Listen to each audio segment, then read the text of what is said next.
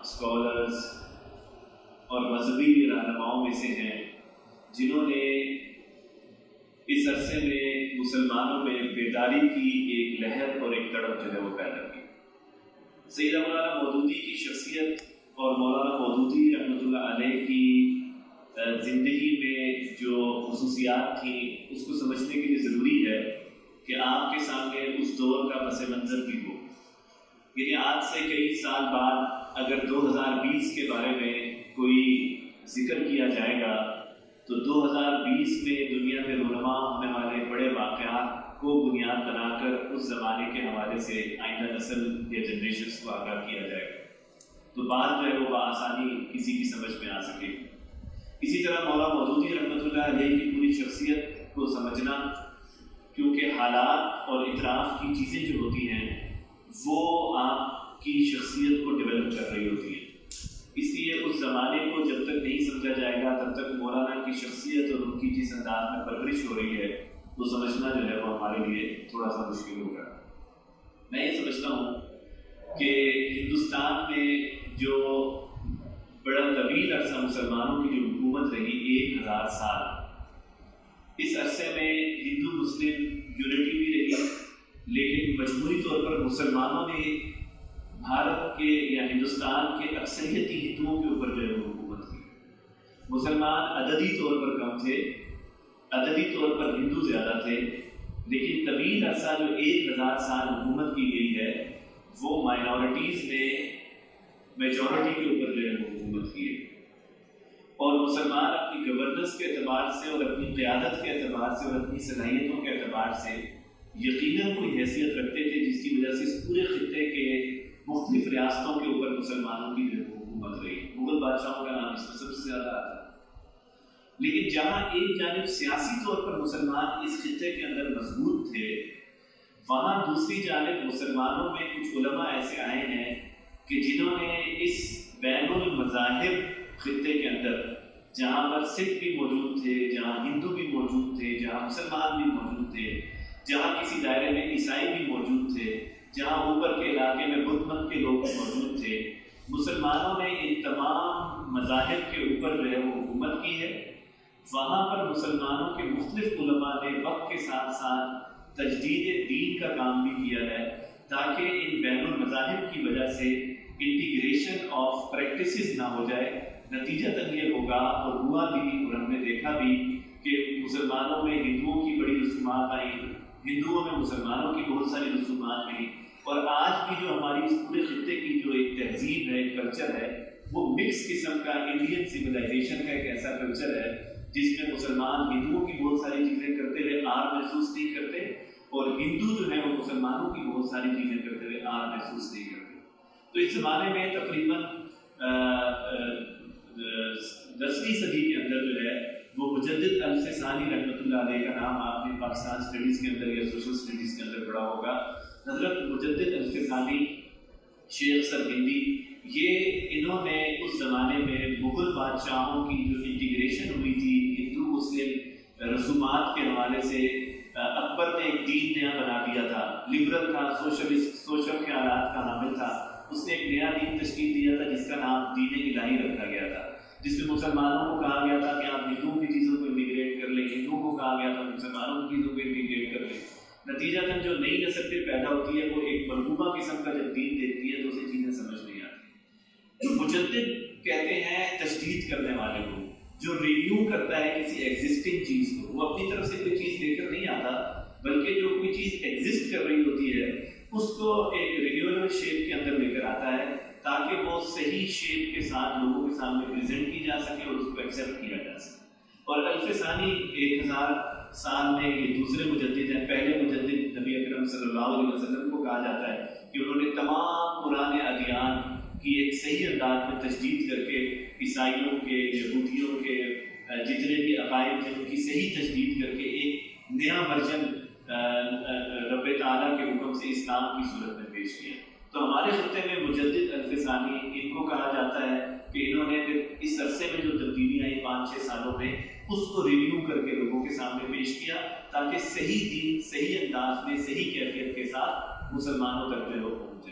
بعد میں بہت سارے علماء اس خطے کے اندر آئے، محدث دہلوی آئے، شاہ اسماعیل شہید آئے، شاہ ولی اللہ رحمۃ اللہ علیہ آئے، یہ وہ بہت سارے لوگ ہیں کہ انہوں نے وقت کے ساتھ ساتھ اس زمانے میں اسلام کو رینیو کر کے، رینیو کا مطلب یہ نہیں ہے کہ کوئی نیو ورژن پیش کیا اسلام، بلکہ ایگزسٹنگ اسلام سے کانٹ چھانٹ کر ریئل اسلام کو لوگوں کے سامنے پیش کیا۔ اور پھر جہادی تحریکیں بھی، شاہ اسماعیل شہید تو یہاں بالا کوٹ کے اندر دفن بھی ہیں، جنہوں نے سکھوں کے ساتھ جہاد کرتے ہوئے وہ شہید ہو گئے تھے۔ تو یہ پورا خطہ جو ہے، اس میں اللہ تعالیٰ نے وقتاً فوقتاً ایسے علماء، ایسے اسکالرس بھیجے ہیں کہ جنہوں نے مسلمانوں کو ایک سوئے ہوئے خواب غفلت سے نکال کر ایک ریئل اسلام کو پریزنٹ کرنے کا موقع دیا ہے۔ اس میں حضرت علامہ محمد اقبال کا نام بھی آتا ہے، جنہوں نے اپنی شاعری کے ذریعے ایک فکر پیدا کی، اور سید ابو الاعلیٰ مودودی رحمۃ اللہ علیہ کا نام بھی انہی شخصیات کی لائن کے اندر آتا ہے جنہوں نے اس دور کی مسلم جنریشنز کو اسلام کی صحیح تعلیمات پیش کر کے اس انداز میں پیش کیا کہ جو باقاعدہ نبی اکرم صلی اللہ علیہ وسلم کی تعلیمات سے متعلق تھی۔ کیونکہ وقت گزرنے کے ساتھ ساتھ سیاسی حالات، سماجی حالات، معاشی حالات بہت ساری چیزوں کو تبدیل کر دیتے ہیں، نتیجتاً پھر لوگوں کے سامنے وہ صحیح چیز نہیں آ پاتی، اور پھر انگریز نے اس خطے کے اندر یہ بڑا بھی ظلم کیا کہ یہاں پر فرقہ وارانہ اسلام کو پیش کر کے چلا گیا، نتیجتاً کوئی اس فرقے میں چلا گیا، کوئی اس فرقے میں۔ آج سے 150-250 سال پہلے ایسی کوئی چیز تھی ہندوستان سمیت پوری دنیا کے اندر موجود نہیں تھی، لیکن اب آپ دیکھیں گے کہ یہاں طرح طرح کے فرقے بنے ہوئے ہیں جنہوں نے اپنے اپنے فالوورز بنا لیے ہیں، اور ان فالوورز نے اپنا اپنا ایک دین بنا لیا ہے، اور وہ اپنے دین کو اسی فرد کی حیثیت سے دیکھتے ہیں، ڈائریکٹ قرآن و سنت سے کنسلٹ نہیں کرتے۔ تو مولانا مودودی کیا تھے؟ Maulana Maududi is not a leader of a political party, Maulana Maududi was not the founder of a political party. Maulana Maududi basically جو ہے وہ اسلام کی تجدید کرنے والے ایک اسکالر تھے۔ امام کس کو کہا جاتا ہے؟ لیڈر کو کہا جاتا ہے، جو ڈائریکشن سیٹ کرتا ہے اور اس ڈائریکشن کی بیس پہ اس کے فالوورز بنتے ہیں۔ امام انقلاب کا ٹائٹل آپ نے ان کو دیا ہے اس وقت اس سال۔ تو امام انقلاب کے جو ایک ریولیوشن کو لیڈ کرنے والے تھے، جنہوں نے اسلام کی اوپر جو دھول مٹی لگی ہوئی تھی اس کو جھاڑ کر ایک ریئل اسلام جو ہے وہ لوگوں کے سامنے پیش کیا۔ تو مولانا مودودی رحمۃ اللہ علیہ ایک اسکالر تھے، ایک رہنما تھے، اور انہوں نے اپنی جو اسکالرلی اپروچ رکھی تھی وہ اپنی ذات سے متعلق نہیں رکھی تھی، اپنے خاندان سے متعلق نہیں رکھی تھی، بلکہ مولانا مودودی رحمۃ اللہ علیہ کی جو اسکالرلی اپروچ تھی وہ ریسرچ اورینٹیڈ تھی، تحقیق پر مبنی تھی، اور تحقیق یہ تھی کہ یہ ہے اس وقت کرنٹ سچویشن، اس کرنٹ سیناریو کے اندر یہ اسلام کی یہ پکچر ہے، اور اسلام اصل میں یہ تھا، اس کو نبی اکرم صلی اللہ علیہ وسلم ایسے لے کر آئے تھے، اور نبی اکرم صلی اللہ علیہ وسلم بھی ہمسیلف کنٹینویشن ہے ان تمام پیغمبروں کی جو اللہ رب العالمین نے مختلف اوقات میں اس دنیا کے اندر بھیجے۔ تو لہٰذا ایک نبی، ایک پیغمبر ایک تعلیم لے کر آتا ہے، اگلا نبی، اگلا پیغمبر اس کی تعلیم کو اپنی تعلیم کے ساتھ مرج کر کے کنٹینیو کرتا ہے، اور same is the case with حضرت داؤد علیہ السلام، سلیمان علیہ السلام، جن کے اوپر جن کی نسل سے یہ سارے یہودی ہیں، اور حضرت عیسیٰ علیہ السلام جن کی نسل سے سارے عیسائی ہیں، کہ نبی اکرم صلی اللہ علیہ وسلم نے انہی کی کنٹینویشن میں، لیکن with consent of Allah, consent تو نہیں کہنا چاہیے، with order of Allah, with the teaching of Allah, نبی اکرم صلی اللہ علیہ وسلم نے اسلام کے ایک اپ گریڈڈ ورژن کو جو ہے وہ دنیا کے سامنے پیش کیا۔ اس اپ گریڈڈ ورژن کو ہماری زبان میں شریعت کہا جاتا ہے۔ شریعت از اے لا، انگلش میں اس کو لا کہا جاتا ہے، قانون کہا جاتا ہے۔ کبھی بھی لا سے ہٹ کر آپ کوئی چیز نہیں کر سکتے ہیں، تو اس لیے جو لا نبی اکرم صلی اللہ علیہ وسلم نے دیا ہے، جو اپ گریڈڈ لا ہے، نیو ورژن ہے، اسی لا کے مطابق جو ہے یہودیوں کو اور عیسائیوں کو بھی اپنی چیزیں چھوڑ دینی چاہیے، اور ان کو اس لا کو ایکسیپٹ کرنا چاہیے۔ بس یہی وہ بات ہے جو سید ابو الاعلیٰ مودودی رحمۃ اللہ علیہ نے اپنی اسکالرلی اپروچ کے سامنے جو ہے وہ دنیا کے سامنے پیش کی۔ اب ہم آتے ہیں اس ابتدائی تعارف کے بعد، جب تک آپ کے ذہن میں ان کی ریلیجیس اینڈ اسکالرلی اپروچ کے ساتھ شخصیت ڈیولپ ہوتی ہے، تو اب ہم آتے ہیں ان کی فیملی کی طرف، کہ ان کی فیملی میں بھی کوئی ایسی چیزیں تھیں کہ جس کی بیس پر ان کے ساتھ ایک ان کی گرومنگ جو ہے وہ اس کلچر کے اندر ہوئی۔ تو جی ہاں، ان کی فیملی بھی جو ہے وہ اسی طرح کے دینی مزاج اور ماحول سے تعلق رکھنے والے افراد پر مبنی تھے۔ سب سے پہلی بات تو یہ ہے کہ سید ابو الاعلیٰ مودودی رحمۃ اللہ علیہ کے فیملی میں 11ویں صدی میں، اس وقت کون سی صدی چل رہی ہے؟ 21ویں صدی۔ 11ویں صدی، آج سے 1000 ایئرس بیک، 1000 سال پہلے 11ویں صدی میں ان کے خاندان کے ایک صاحب تھے، ان کا نام تھا سید قطب مودود چشتی رحمۃ اللہ۔ سید قطب مودود چشتی کے نام سے ہی جو لفظ مودودی ہے وہ ان کے نام میں آیا ہے، یعنی انہوں نے اپنے فور فادرز کے ناموں میں جو نام مودود تھا ان کو ان کے پیرنٹس نے پک کیا اور مودود کے نام سے مودودی جو ہے وہ ان کے نام کر لے اس طرح۔ سید قطب مودود چشتی رحمۃ اللہ علیہ کا تعلق افغانستان کے علاقے گرات سے تھا، اور گرات میں ایک علاقہ ہے چشت، جہاں کے رہنے والے لوگوں کو چشتی کہا جاتا ہے، جیسے اسلام آباد میں رہنے والے لوگوں کو اسلام آبادی کہا جائے گا، دلی میں رہنے والوں کو دہلی کہا جائے گا، اور مختلف طرح کے جو بھی نام ہیں، علی گڑھ سے پڑھنے والے لوگوں کو علی کہا جاتا ہے، اسلامی یونیورسٹی سے پڑھنے والوں کو اسلامیہ کہا جاتا ہے، خواجہ اعظم سے پڑھنے والوں کو قائدین کہا جاتا ہے، اسی طرح مختلف شہروں اور علاقوں سے رہنے والے لوگوں کے نام کے ساتھ وہ نام لگ جاتا ہے۔ تو چشتی اس علاقے کے رہنے والے لوگوں کو کہا جاتا ہے، لیکن اس کے ساتھ ساتھ سید قطب مودود چشتی رحمۃ اللہ علیہ کے جو والد تھے خواجہ ابو یوسف چشتی، ان کے ماموں تھے خواجہ ابو محمد چشتی، اور ان کے جو والد تھے خواجہ ابو احمد عبدان چشتی۔ یہ آپ نے لفظ سلسلہ چشتیہ سنا ہوگا، یہ بڑا معروف سلسلہ چشتیہ ہے، ہمارے یہاں ہندوستان میں بڑا مقبول ہے۔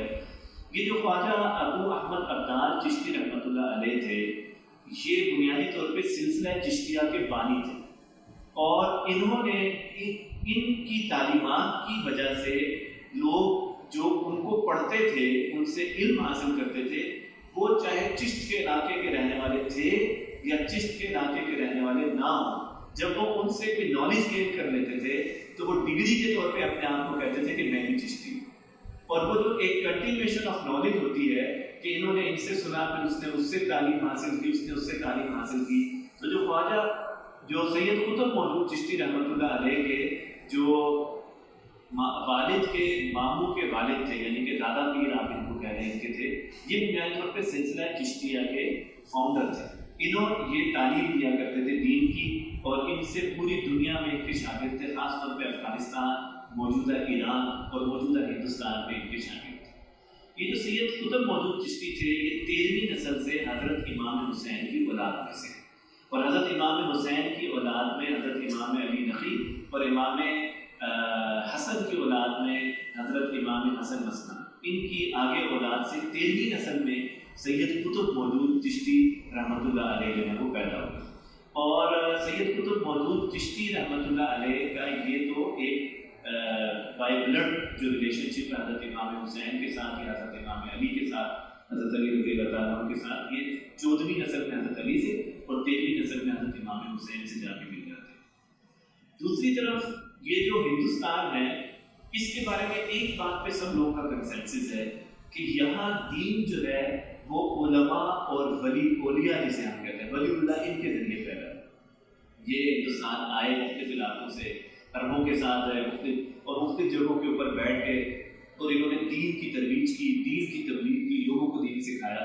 تو اس خطے میں جہاں گورن کر رہے تھے مسلمس موبلس، وہاں پر اولیاء جو تھے وہ دین کی ترویج کر رہے تھے۔ اس میں حضرت علی کجویری رحمۃ اللہ علیہ جو داتا دربار والے ہیں، ان کا بہت بڑا نام ہے۔ سندھ میں جو ہے وہ 7 شریف والے لال شہباز کے اندر ان کا نام ہے۔ قطع نظر اس کے کہ بعد میں لوگوں نے ان کے مزار بنا کے ان کے ساتھ کیا کرنا شروع کر دیا، لیکن ان لوگوں کا کنٹریبیوشن اس خطے کے اندر اسلام کو پھیلانے کے حوالے سے بہت ہے۔ اسی طرح ہندوستان میں خواجہ معین الدین چشتی اجمیر شریف والے جو اجمیر کے اندر دفن ہیں، ان کا بڑا کنٹریبیوشن ہے اس پورے خطے کے اندر۔ تو یہ وہ لوگ ہیں کہ جنہوں نے دین کو ایگزیکیوٹ کیا ہے، پبلسائز کیا ہے، دعوت کا کام کیا ہے، نشر و اشاعت اور ترویج کا کام کیا، اور گورن کیا ہے مغلوں نے، اور جو تجدید کی ہے وہ ان علماء نے کی ہے جن کا نام میں نے آپ کے سامنے رکھا کہ دین کو پھر وقت گزرنے کے ساتھ ساتھ انڈین شیپ کے اندر پیش کیا۔ یہ جو خواجہ معین الدین چشتی رحمۃ اللہ علیہ ہیں اجمیر شریف والے، جس طرح ہمارے ہاں بہت بڑا دربار ہے نا، داتا دربار، اس دربار کو مانا جاتا ہے، اسی طرح 7 شریف کے دربار کو مانا جاتا ہے، اس طرح ہندوستان کے اندر جس دربار کو سب سے زیادہ مانا جاتا ہے وہ اجمیر شریف کے چشتی صاحب ہیں جن کو مانا جاتا ہے۔ یہ جو خواجہ معین الدین چشتی اجمیر والے ہیں، ان کے جو پیر تھے جن کو یہ فالو کرتے تھے وہ خواجہ عثمان ہارونی تھے، اور خواجہ عثمان ہارونی کے جو پیر تھے وہ خواجہ شریف تھے، اور خواجہ شریف کے جو پیر تھے وہ سید قطب مودود چشتی رحمۃ اللہ علیہ تھے۔ اس طرح ہندوستان میں جو دین پھیلا ہے اس دین کے جو خواجہ اجمیر شریف والے ہیں چشتی صاحب، ان کے یہ دادا پیر تھے سید قطب مودود چشتی، اور سید قطب مودود کے جو دادا پیر تھے وہ چشتی صاحب تھے جنہوں نے سلسلہ چشتیہ شروع کیا تھا، اور سید قطب براہ راست نبی اکرم صلی اللہ علیہ وسلم کی اولاد سے تھے، 13 اور 14 واسطے سے امام حسن یا امام علی سے ان کا تعلق۔ اس طرح یہ خاندان بائی ڈیفالٹ ایک دینی تعلیم کے ساتھ، دینی گھرانوں کے ساتھ خود نبی اکرم صلی اللہ علیہ وسلم کے خاندان سے تعلق رکھنے والا خاندان تھا۔ آج بھی آپ اجمیر شریف میں جا کے جب تختی دیکھیں گے اور اس تختی میں لکھا ہوا ہے خواجہ اجمیر شریف معین الدین چشتی رحمۃ اللہ علیہ، ان کے پیر کا نام خواجہ عثمان ہارونی کا، اس کے اوپر خواجہ شریف کا، اور اس کے اوپر سید قطب مودود چشتی رحمۃ اللہ علیہ کا نام ہے کہ انہوں نے ان سے سیکھا، انہوں نے اس سے سیکھا، انہوں نے اس سے سیکھا۔ لیکن سید ابوالعلا مودودی رحمۃ اللہ علیہ کی خاندان کی وہ نسل کہ جو چشت سے، برات سے، سید قطب مودود کے خاندان سے، جن کا تعلق 11ویں صدی سے تھا، جو یہاں پر منتقل ہوئی ہندوستان میں، تو 15ویں صدی میں ان کے خاندان کے ایک صاحب تھے جس کا نام تھا شاہ ابوالعلا جعفر مودودی۔ یہ جو شاہ ابوالعلا جعفر مودودی تھے یہ 15ویں صدی میں ہرات کے علاقے سے بلوچستان کے علاقے میں پشین داخل ہوئے تھے، اور یہاں پر انہوں نے پھر دین کی ترویج کا کام شروع کیا تھا۔ بعد میں ان کے خاندان کی نسلیں آگے آگے پنجاب کی طرف آتی رہیں، یہاں تک کہ 18ویں صدی میں، آج سے 200 سال پہلے جو ہے وہ ان کا خاندان دلی میں آ کے جو ہے مقیم ہو گیا۔ اس دوران ان کے خاندان کے مختلف جو افراد تھے انہوں نے اسکندر لودھی کے زمانے میں یہاں کرنال میں مختلف جگہوں کے اوپر انگریزوں کے خلاف جہاد کے اندر بھی حصہ لیا۔ تو یہ جو خاندان تھا یہ محض تعلیم اور ترویج کا خاندان ہی نہیں تھا، بلکہ اس خاندان نے 18ویں 17ویں صدی کے اندر جو انگریزوں کے ساتھ چھوٹے چھوٹے مارکے ہوتے تھے ان کے اندر جہاد کے اندر بھی حصہ لیا تھا۔ یہ جو سید قطب مودود چشتی جو اصل میں ان کے خاندان کے جد امجد ہیں، یہ اس زمانے کے عالم بھی تھے، اور ان کی اس زمانے میں انہوں نے کتابیں بھی لکھی تھیں۔ منہاج العارفین ان کی ایک کتاب ہے، خلاصہ شریعہ ان کی ایک کتاب ہے جو آج بھی مختلف لائبریریز کے اندر مل سکتی ہے۔ تو یہ اس زمانے سے ہی ایک بڑا علمی خاندان تھا۔ سید ابوالعلا مودودی رحمۃ اللہ علیہ کے والد کا نام تھا سید احمد حسن۔ سید احمد حسن جو ہے وہ 1855 میں پیدا ہوئے اور 1920 میں ان کا انتقال ہو گیا۔ سید احمد حسن نے علی گڑھ یونیورسٹی سے کچھ تعلیم حاصل کی، بعد میں انہوں نے وکالت کر لی، یعنی کہ LLB کر لیا، اور وکالت کی تعلیم حاصل کرنے کے بعد دلی سے وہ حیدرآباد دکن کے علاقے اورنگ آباد میں چلے گئے۔ اچھا، تاریخ کو اسٹڈی کرتے وقت آپ کو جغرافیہ بھی ذہن میں ہونا چاہیے، یعنی کہ جیسے ہم نے ابھی افغانستان کا ذکر کیا جس میں سید قطب موجود تھے جو 11ویں صدی میں تھے، پھر 15ویں صدی کے اندر شاہ ابوالعلا جعفر مودودی پشین بلوچستان میں آ گئے، اور 18ویں صدی کے اندر ان کے فور فادر جو ہے وہ دلی کے اندر آ گئے، اور دلی اس وقت جو ہے وہ پوری ہندوستان ریاست کا جو ہے دارالخلافہ ہوا کرتا تھا یا دارالحکومت ہوا کرتا تھا۔ بعد میں یہ جو ان کے والد تھے، جو مولانا مودودی کے والد تھے، یہ وکالت کی تعلیم حاصل کرنے کے بعد پریکٹس شروع کرنے کے لیے اورنگ آباد حیدرآباد چلے گئے۔ اچھا، اب ہندوستان نے یہ کیا ہے ان 72 سالوں میں کہ ہندوستان نے تمام مسلم ریاستوں کے ناموں کو تبدیل کر دیا تاکہ ہسٹری جو ہے وہ نئی نسل سے ختم ہو جائے، چینج ہو جائے، یاد نہ رہ سکے، بھول جائے۔ تو اب یہاں کے علاقے کو مہاراشٹرا کہا جاتا ہے، اور جتنے بھی مسلم اسٹرانگ میسور نام ہوتا تھا جہاں پر ٹیپو سلطان تھے وہ اس کو بنگلور کر دیا، مختلف طرح کے نام ہیں جن کو تبدیل کر دیا، اگر بمبئی کو ممبئی کر دیا، دلی کو دہلی کر دیا، مختلف طرح ناموں کو تبدیل کر دیا تاکہ جو مسلم ہسٹری اس کے ساتھ جڑی ہوئی ہے وہ نئی نسل کو جو ہے وہ بھول جائے۔ تو یہ جو حیدرآباد دکن ہے یہ مہاراشٹرا ہو گیا۔ یہاں پر مولانا مودودی کے فادر جو ہے وہ شفٹ ہو گئے۔ مولانا مودودی کے جو والد تھے سید احمد حسن، یہ سر سید احمد خان کے بھانجے تھے، سگے بھانجے تھے، اور سر سید احمد خان کا ہندوستان میں علمی حلقوں میں چاہے وہ انگریز کی تعلیم سے متعلق ہو وہ کافی نام ہے، اور اپنے ماموں سے اختلاف کر کے ہی یہ علی گڑھ کی تعلیم چھوڑ کر جو ہے وہ حیدرآباد دکن میں اورنگ آباد کے علاقے کے اندر جو ہے وہ جا کے منتقل ہو گئے۔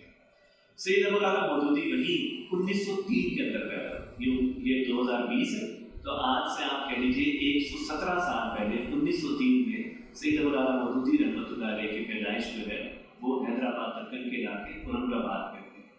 اور اب آپ اس زمانے کو ذرا تھوڑا سا سمجھنے کی کوشش کریں کہ ایک تو ہم نے ان کی فیملی کی تھوڑی سی ہسٹری کو دیکھا کہ بہت ہی دینی حلقے سے ان کا تعلق تھا، پڑھا لکھا خاندان تھا۔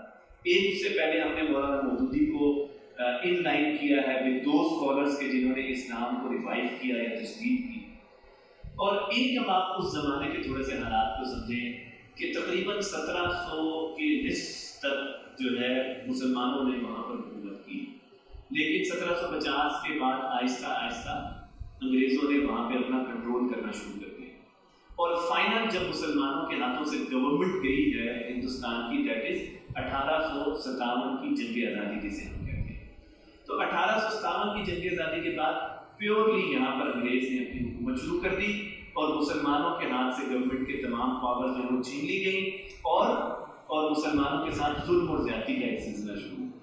تو اس عرصے میں ہندوستان میں ایک جوائنٹ وینچر ہوا between the citizens of Hindustan, Indians, جس کو کہا گیا کہ ہمیں اپنے حقوق کے لیے یا انگریز سے معاملات کو چلانے کے لیے انہوں نے ایک تنظیم بنائی، اس کا نام رکھا گیا آل انڈیا کانگریس پارٹی۔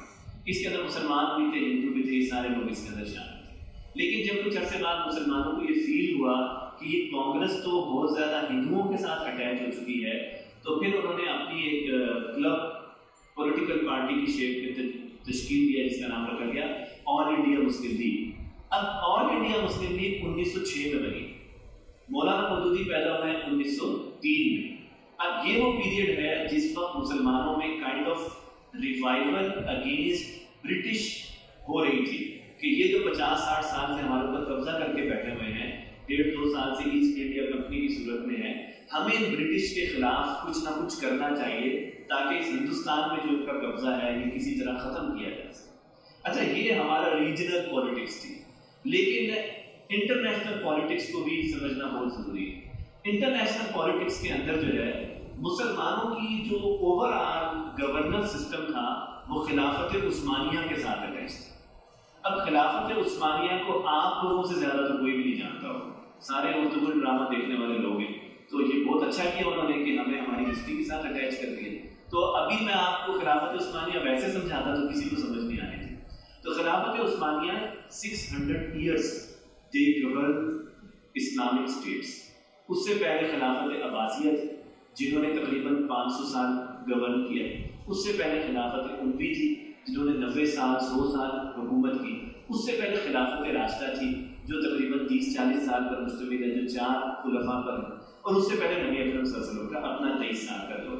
تو نبی صلی اللہ علیہ وسلم کے 23 سال کا دور، خلافت راشدہ کا 30-40 سال کا دور، پھر اموی فیملی کا 90 سال کا دور، پھر عباسی فیملی کا تقریباً جو ہے وہ 500 سال کا دور، پھر 200-250 سال کا دور ایسا ہے جس میں کوئی خلافت کا کانسیپٹ نہیں تھا۔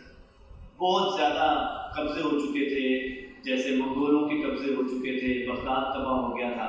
پھر ایک نئی خلافت عرب کے علاقے سے ہٹ کر ایمرج ہوتی ہے، جو سلجوق کی اولاد سے اور ترک علاقے سے ایمرج ہوتی ہے، وہ ان عثمانیوں کی خلافت ہے، جنہوں نے تقریباً 500-600 سال موجودہ ترکی، موجودہ مشرق وسطیٰ، موجودہ یہ جو سارا عرب علاقہ ہے، نیچے افریقہ کا علاقہ ہے عرب، یہ سارے علاقوں کے اوپر ان کی گورنمنٹ تھی۔ اور ہمارا جو مغل بادشاہ ہوتا تھا ہندوستان کا، یہ بھی اپنی فائنل نومینیشن سلطنت عثمانیہ سے لیا کرتا تھا۔ جب تک سلطنت عثمانیہ کا خلیفہ نہیں کہتا تھا کہ یہ مغل بادشاہ فلاں صاحب کو میں نے بادشاہ بنا دیا ہے، تب تک وہ مغل بادشاہ ڈکلیئر نہیں ہوا کرتا تھا۔ کہنے کا مطلب یہ ہے کہ ایک سمبولک حیثیت سلطنت عثمانیہ کی ہندوستان کے اوپر بھی ہوتی تھی، اور اس کو ایک خلیفہ کی حیثیت۔ لیکن اس عرصے کے اندر دنیا میں جو گورن کر رہے تھے وہ برٹش کر رہے تھے، اور برٹش نے یہ پلان کر لیا تھا کہ ہم خلافت عثمانیہ کو توڑ دیں گے۔ جب خلیفہ کا ڈیزیگنیشن توڑ دیا جائے گا تو الٹیمیٹلی چھوٹے اسلامی ملک بن جائیں گے۔ ان کو لالچ دی گئی کہ تم اس ملک کے گورنر بن جانا، تم اس ملک کے بادشاہ بن جانا، تم اس ملک کے خلیفہ بن جانا، لیکن جو اوپر تمہارا خلافت کا نظام ہے اس کو ٹوٹنا چاہیے۔ لہذا اس زمانے کے اندر خلافت کو توڑنے کے لیے دنیا کے اندر فرسٹ ورلڈ وار ہوئی، جسے 1914 سے 1918 کے اندر ہوئی۔ یہ جو فرسٹ ورلڈ وار تھی، اس کا بیسک ٹارگیٹ یہ تھا کہ جو ایک ترکوں کا علاقہ تھا اس علاقے میں جو خلیفہ رہتے تھے ان کو کسی طرح ختم کیا جائے تاکہ یہ جب ڈیمولش ہوگا تو الٹیمیٹلی مسلم پاور جو ہے وہ ڈسٹریبیوٹ ہو جائے گی، جتر بہتر ہو جائے گی۔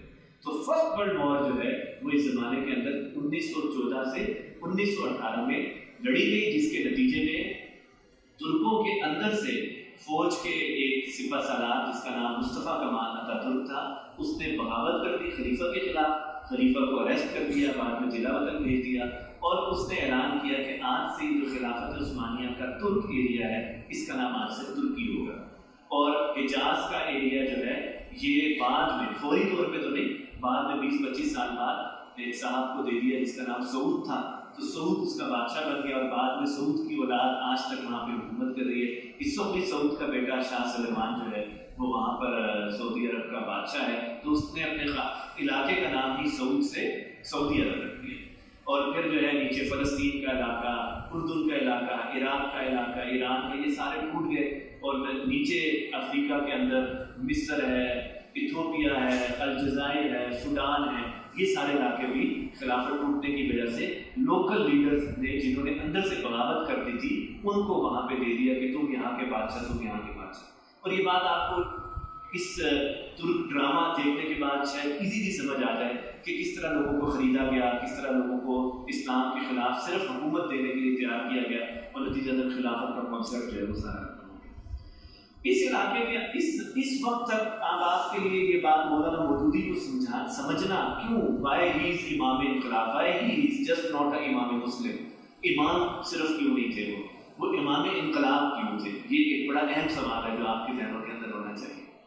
تو مولانا مودودی، اچھا اب ایک اور بات بھی ہے یہاں پر، اب ہم تھرڈ فیز کے اندر چل رہے ہیں اپنی گفتگو کے، ان کی شخصیت کو سمجھنے کے لیے۔ مولانا مودودی رحمۃ اللہ علیہ کے زمانے میں جب یہ ورلڈ وار ہو رہی تھی تو اس وقت مولانا کی عمر جو ہے 10-11 سال تھی، اور اس وقت جو ہے وہ خلافت عثمانیہ توڑی جا رہی تھی، کانگریس بن چکی تھی، اور کانگریس کے مقابلے میں مسلم لیگ بھی بن چکی تھی، اور مسلم لیگ اور کانگریس میں کوئی پولیٹیکل اختلاف نہیں تھا، مل کے چل رہے تھے۔ اور قائد اعظم کے بارے میں آپ نے پڑھا ہوگا کہ قائد اعظم ہندو مسلم سفیر بنے، انہیں ایک ٹائٹل ملا 1916 کے اندر، انہیں کہا گیا ہندو مسلم سفیر۔ دلچسپ بات یہ ہے کہ جو خلافت جب ٹوٹی، جب خلیفہ عثمانیہ جو آخری خلیفہ تھے عبد الحمید غالباً، جب ان کو معزول کر دیا گیا اور پوری دنیا میں برطانیہ نے اپنے اتحادیوں کے ساتھ مل کے وہاں حملہ کر کے توڑ پھوڑ کر دی، تو ہندوستان میں مسلمانوں کے ساتھ ساتھ ہندوؤں نے بھی تحریک خلافت چلائی۔ یہ سب سے اہم بات ہے، ہندوؤں نے مسلمانوں کو سپورٹ کیا کہ مسلمانوں کی جو خلافت ہے وہ ٹوٹ رہی ہے، لہذا مسلمانوں کی تحریک خلافت کو سپورٹ کیا گیا۔ تحریک خلافت کو ہندوستان کے اندر چلانے والے جو رہنما تھے ان کا نام تھا مولانا محمد علی جوہر اور مولانا شوکت علی، یہ دونوں بھائی تھے، ان دونوں نے اس کو لیڈ کیا تھا، لیکن اس لیڈنگ رول میں ان کے نیچے مسلمان بھی تھے اور ہندو بھی تھے۔ اب سوال پیدا ہوتا ہے کہ ہندوؤں نے مسلمانوں کی تحریک خلافت جس کا تعلق موجودہ ترکی سے، اس کو بچانے کے لیے کیوں سپورٹ کی؟ یہ وہ بات ہے جو آپ کو سمجھنی چاہیے، اور اس کے بعد آپ کو اپنے اوپر فخر بھی کرنا چاہیے۔ ہندو مسلمان کے بارے میں صرف ایک خیال رکھتا تھا، اب نہیں۔ تحریک خلافت تک ہندو مسلمان کے بارے میں ایک خیال رکھتا تھا کہ مسلمان اس خطے کا حاکم ہے، اب نہیں ہے، انگریز جائے گا تو پھر بنے گا۔ یعنی ہندو کی سوچ پست تھی، وہ کبھی بھی اس بات کو ایڈمٹ کرنے کو تیار نہیں تھا کہ ہم اس پورے ہندوستان کے بادشاہ بنیں۔ جو غلامانہ سوچ ہوتی ہے وہ ہمیشہ کمزور سوچ ہوتی ہے، وہ کبھی بھی اس بات کو ایڈمٹ، اچھا ہم اتنے بڑے ہو سکتے ہیں، ہم گورن کر سکتے ہیں، یہ ہندوؤں کے اندر اپروچ نہیں تھی، نہ ہی کانگریس کا یہ کوئی ایجنڈا تھا۔ اس لیے کانگریس میں قائد اعظم محمد علی جناح بھی کانگریس کا حصہ تھا، لیکن مسلم لیگ بھی بنی ہوئی تھی مسلمانوں کے نوابوں کے اوپر۔ تو تحریک خلافت جب چلی تو ہندوؤں کو یہ خدشہ ہوا کہ تحریک خلافت کس نے توڑی تھی؟ برٹش نے۔ برٹش کہاں گورن کر رہا ہے؟ ہندوستان میں۔ اب مسلمان کس کے اگینسٹ تحریک خلافت چلا رہے ہیں؟ برٹش کے۔ اس پوری کمپین کے نتیجے میں اگر برٹش یہاں سے نکل گئے تو کون حکومت کرے گا؟ مسلمان۔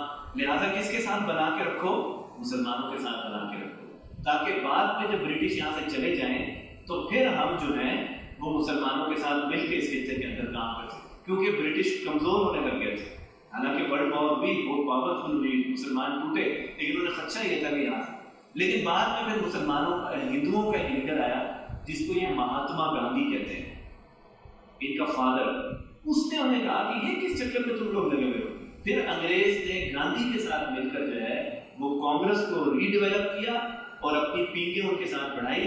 نتیجہ تک پھر قائد اعظم محمد علی جناح وغیرہ نے دیکھا کہ یہ یہاں کیا گیم چل رہی ہے کہ تحریک خلافت ہمارے ساتھ چلائی ہے، اب یہ مل گئے ہیں انگریزوں کے ساتھ، اور نتیجہ یہ ہو رہا ہے کہ ہندو جو ہے وہ انگریز کے جانے کے بعد اس خطے پہ قبضہ کرنے جائے گا۔ This is not possible, this is not acceptable for Muslims. تو پھر قائد اعظم وغیرہ کی کانگریس سے نکلے، مسلم لیگ کا حصہ بنے۔ اس موقع کے اوپر جو مجدد آئے انہوں نے مسلمانوں کو ایک نیو ویژن دیا، ان کا نام تھا علامہ سر ڈاکٹر علامہ محمد اقبال۔ انہوں نے کہا کہ یہ پاسبل نہیں لگتا کہ انگریز اگر یہاں سے چلا گیا تو ہندو کو وہ ضرور شیئر دے کے جائے گا، اگر ہندو کو وہ شیئر دے کے چلا گیا تو یہ ہندو جو ہے وہ اس جدید دور میں مسلمانوں کے اوپر ہمیشہ قابض رہیں گے، لہٰذا let's have a new political ideology, یہ اقبال نے کہا۔ اور اس پولیٹیکل آئیڈیالوجی میں انہوں نے کہا کہ جہاں جہاں مسلمان تعداد میں زیادہ ہیں وہاں وہاں ایک علیحدہ ریاست بنا دو، اور جہاں جہاں مسلمان تعداد میں نہیں ہیں وہ بے شک ہندوؤں کے حوالے کر دو۔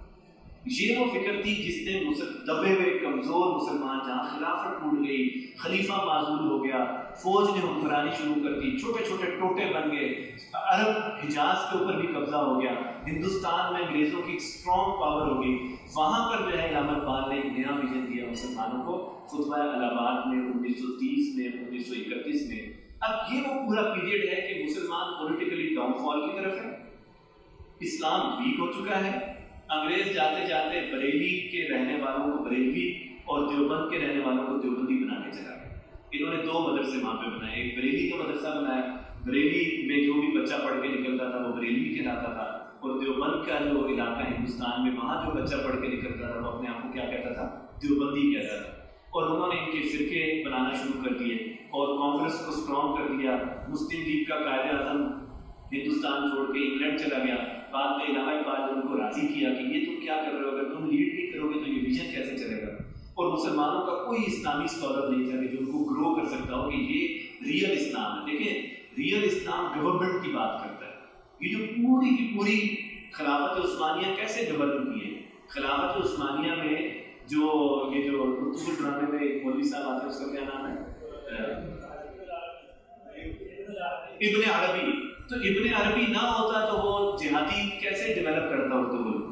اسی طرح جب تک کوئی اسلامی اسکالر نہیں ہوگا تب تک گورنمنٹ کی اسپرٹ جو ہے وہ لوگوں کے اندر نہیں ہوگی۔ تو اسلام از ناٹ اباؤٹ کہ بس آپ لمبی داڑھی رکھیں اور یہ کام کریں۔ تو اس زمانے میں مولانا مودودی نے ایک مسجد کے سامنے، یہ وہ زمانہ تھا کہ جب مولانا مودودی نے دیکھا کہ مسلمانوں کی یہ پوری کیفیت ہے اور یہ پولیٹیکل کیفیت ہے، یہ ریلیجیس کیفیت ہے اور یہ گلوبلی اس وقت سارا سیناریو چل رہا ہے، تو اس زمانے میں مولانا مودودی نے ایک تحریک اٹھائی۔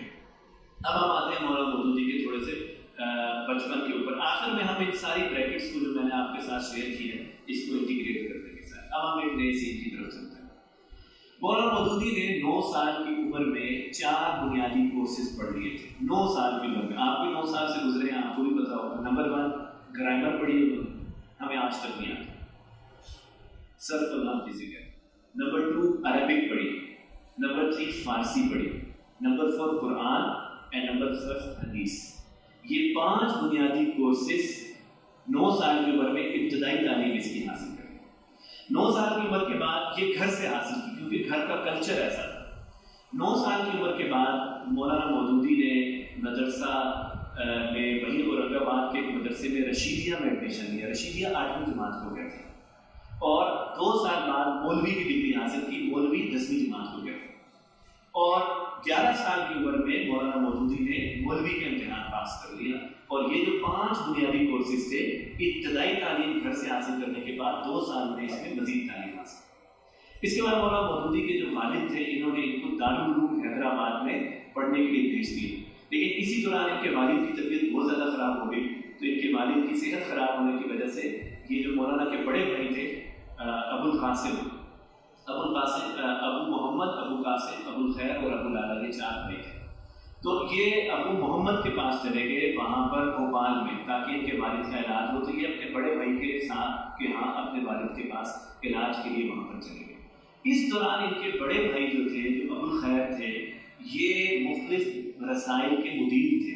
اس زمانے میں جو ٹیکنالوجی تھی وہ رسائل ہوتے تھے، 3 دن بعد چھپتے تھے، 7 دن بعد چھپتے تھے، یا 30 دن بعد چھپتے تھے۔ روزنامہ اخبار کا کوئی تصور نہیں تھا، اتنی ٹیکنالوجی نہیں تھی۔ جو میکسیمم جو سورس تھا جو بہت جلدی کسی تک پہنچتا تھا وہ 3 days کا سہ روزہ اخبار جسے آپ کہیں وہ ہوتا تھا، تو وہ مختلف رسائل کے اندر ہوتے تھے۔ انہوں نے وہاں پڑھنا شروع کیا۔ اب یہ جب اپنے بھائی کے پاس 5 سال رہے تو انہوں نے سائنس اور انگلش کی تعلیم حاصل اور جو فقہ اور حدیث کی تعلیم ہے اس کے اندر تھوڑا عبور حاصل کیا، اور وہیں پر پھر کچھ عرصے بعد دلی کے ایک مدرسے سے کچھ کورسز کر کے اسناد حاصل کر۔ اور یوں مولانا مودودی نے اپنی جو ابتدائی تعلیم ہے جس میں انگلش اور فارسی اور عربی شامل ہے اور سائنس کی تعلیم شامل ہے، یہ 15 سال کی عمر تک مکمل کر لی تھی۔ اور 15 سال کی عمر تک مولانا مودودی نے سب سے پہلا آرٹیکل لکھا جو سید سلیمان ندوی رحمۃ اللہ علیہ کے جو ایک مجلہ تھا اس کے اندر پبلش ہوا۔ یعنی آج کے زمانے میں آپ کی کوئی ٹی وی کے اوپر خبر چل جائے تو آپ کہتے ہیں کہ دیکھو میری خبر چلی ہے، وہ ساری دنیا دیکھتی ہے۔ تو اس زمانے میں کسی سہ روزہ میں، ہفت روزہ میں، 7 روزہ میں، 15 روزہ میں یا ماہوار میں کسی کی کوئی آرٹیکل چھپ جائے تو اسے کنسیڈریبل کنڈیشن کے اندر ایکسیپٹ کیا جاتا تھا کہ یہ تو بڑی بات ہے۔ تو مولانا مودودی کا 15 ایئرس کی ایج میں پہلا آرٹیکل پبلش ہوا اس اخبار میں، اور وہ اسلام سے متعلق نہیں تھا۔ وہ پہلا آرٹیکل جو مولانا مودودی کا پبلش ہوا اس کا عنوان تھا الیکٹریسٹی اینڈ انسولیٹر۔ انہوں نے 15 سال کی عمر میں فزکس کے اوپر پہلا آرٹیکل لکھا تھا کہ یہ الیکٹریسٹی کیسے جنریٹ ہوتی ہے، کیسے ریپروڈیوس ہوتی ہے، اور انسولیٹرز جو ہیں وہ کیسے اس کو روکتے ہیں اور کس طرح انسانی زندگی بچتی ہے یا اس سے ہٹتی ہے۔ اس کے بعد مولانا مودودی نے مختلف طرح کے 2-3 اور کالمز بھی مختلف جگہوں پر لکھے۔ اس دوران مولانا مودودی اپنے بڑے بھائی کے ساتھ 2 رسائل کے اندر رہے، ایک مدینہ اور ایک تاج۔ یہ 2 رسائل تھے جس میں یہ رہے۔ 1920 میں ان کے والد کا انتقال ہو گیا، پھر اپنے بھائی ابو الخیر کے ساتھ رہنے لگ گئے۔ مدینہ اور تاج۔ اس کے بعد مولانا مودودی 18 سال کی عمر میں مسلم جو رسالہ تھا اس کے نائب مدیر بن گئے۔ 18 سال کی عمر میں سب ایڈیٹر بن گئے مسلم کے، اور پھر بعد میں تقریباً 20-21 سال کی عمر میں الجمیہ ایک رسالہ تھا اس کے ایڈیٹر بن گئے۔ اور الجمیہ رسالہ اس وقت ہندوستان کی جمعیت علماء ہند جو علماء کی دیوبند علماء کی ایک تحریک تھی جس کا سب پارٹ ہمارے یہاں پاکستان میں جمعیت اسلام کہلاتا ہے۔ تو جمعیت علماء ہند کا جو آفیشیل میگزین تھا اس کا نام تھا الجمیہ۔ تو الجمیہ کے ایڈیٹر کی حیثیت سے مولانا مودودی 20-21 سال کی عمر میں اپوائنٹ ہو گئے۔ اب مولانا مودودی ایڈیٹر کا کیا کام ہوتا ہے؟ دیکھیں، ایڈیٹر کا کام ہوتا ہے اداریہ لکھنا، ایڈیٹوریل لکھنا جو ادارے کی پالیسی سے ریلیٹڈ ہوتا ہے۔ باقی جو کالم نگار ہوتے ہیں وہ اپنا کالم دیتے ہیں، وہ اگر ادارہ پسند کرے تو وہ چھپ جاتا ہے، نہ پسند کرے تو نہیں چھپتا۔ لیکن جب آپ ڈان نیوز پڑھیں، کوئی اردو اخبار پڑھیں، انگلش اخبار پڑھیں، اس میں کالمز کے پیج میں ایک پیج شروع میں بنا ہوتا ہے، اسے ایڈیٹوریل کہا جاتا ہے۔ یہ وہ ایڈیٹوریل ہوتا ہے جو ادارے کی پالیسی سے متعلق ہوتا ہے، جو ادارہ سوچتا ہے کہ یہ بات پبلک تک جانی چاہیے، تو ایڈیٹر یہ والا کام کرتا ہے، وہ ایڈیٹوریل لکھتا ہے۔ تو مولانا مودودی ایڈیٹوریل لکھا کرتے تھے الجمیہ کے، اور اسی زمانے میں انہوں نے جب تحریک خلافت چل رہی تھی مولانا محمد علی جوہر کی، مولانا شوکت علی کی، تو اس زمانے میں کہتے ہیں کہ دلی کی جو شاہی مسجد ہے وہاں پر ایک جمعے کی نماز میں جو غالباً مولانا محمد علی جوہر کا نام آتا ہے کہ وہ خطبہ جمعہ دیتے ہوئے ہندوستان کے عوام کو کہہ رہے تھے کہ یہ ہو گئی ہے خلافت کے حالات جو میں نے سارے آپ کے سامنے پہلے پیش کیے۔ تو کوئی تو آئے جو اس زمانے میں مسلمانوں کو موٹیویٹ کرے اور انہیں تصور جہاد سے آگاہ کرے کہ کس طرح ہم لوگوں کو ری ایمرج ہونا چاہیے۔ تو یہ خطبے میں سید عبداللہ مودودی رحمۃ اللہ علیہ موجود تھے، لہٰذا وہ آئے اور الجمیہ رسالے کے ایڈیٹوریل کے طور پر انہوں نے لگاتار 23 قسطیں جو ہیں وہ ایک عنوان سے لکھی، اسلام اور قانون جنگ۔ اسلام اور قانون جنگ کی 23-24 قسطوں کے بعد سید سلیمان ندوی رحمۃ اللہ علیہ کا علماء میں بہت بڑا نام ہے، تو سید سلیمان ندوی رحمۃ اللہ علیہ نے ابو العلا کو بلایا اور ابو العلا کو کہا کہ یہ جو تم نے 23-24 قسطیں اسلام اور قانون جنگ پہ لکھی ہیں اس کو مرتب کرو، ہم اس کو پبلش کرتے ہیں اور ایک کتاب جو ہے لے کر مارکیٹ کے اندر آتے ہیں تاکہ اسلام اور جو ہولی وار کا پورا کانسیپٹ ہے اس کو لوگوں کے سامنے پیش کیا جا سکے۔ تو اسلام اور قانون جنگ کی جو 23-24 قسطیں ہیں ان کو بعد میں مرتب کیا گیا، اور مرتب کرنے کے بعد اس کتاب کا ٹائٹل دیا گیا الجہاد فی الاسلام۔ یہ الجہاد فی الاسلام جو بڑی ضخیم کتاب ہے، بہت ہی ریفرنسز کے ساتھ کتاب لکھی گئی ہے، یہ اباؤٹ 23-24 سال کی عمر میں سید عبداللہ مودودی نے لکھ دی تھی، آپ کی عمر تھی۔ So what he is at your age, he was a editor of one book الجہاد فی الاسلام، جو آج بھی آپ کے قریب علم کا حصہ ہے۔ اور نہ اس زمانے میں انٹرنیٹ تھا کہ کٹ کاپی پیسٹ کی اور کتاب ملتی، تو پوری ریسرچ کرنی پڑتی تھی، لائبریریز میں جانا پڑتا تھا۔ اور اس زمانے میں وہ جمیع علماء ہند جو پورے ہندوستان کی دیوبند علماء کی پوری تحریک تھی، اس کے رسالے کے مدیر تھے، بڑی حیثیت کے ساتھ کام کر رہے تھے۔ تو مولانا مودودی رحمۃ اللہ علیہ نے 15 سال کی عمر سے 25 سال کی عمر تک یہ 10 ایئرس جو ہیں وہ صحافتی زندگی گزاری۔ اس میں یہ 4 سالوں کے نائب مدیر کی حیثیت سے، بعد میں مولانا مودودی نے یہ صحافتی زندگی چھوڑ دی اور واپس دلی سے حیدرآباد اورنگ آباد کے علاقے میں یہاں پر آ کر مولانا مودودی نے 3 بنیادی کتابوں اسٹڈی کی اور 3 نئی کتابیں لکھی۔